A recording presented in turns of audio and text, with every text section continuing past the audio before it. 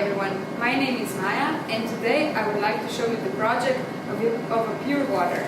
So the world's most relied upon renewable energy source is water.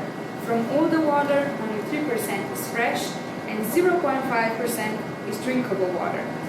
But we all know that we use it far too wasteful.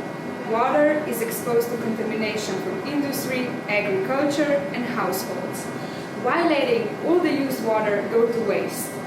Our solution is linked to continuous online quality control, usage of big data and predictive analytics. Besides, we offer a solution by which we can reduce our water footprint and improve the reusage of water by 55%. Our concept was developed together with the National Institute of Biology. And in which way we can ensure to reuse the water? In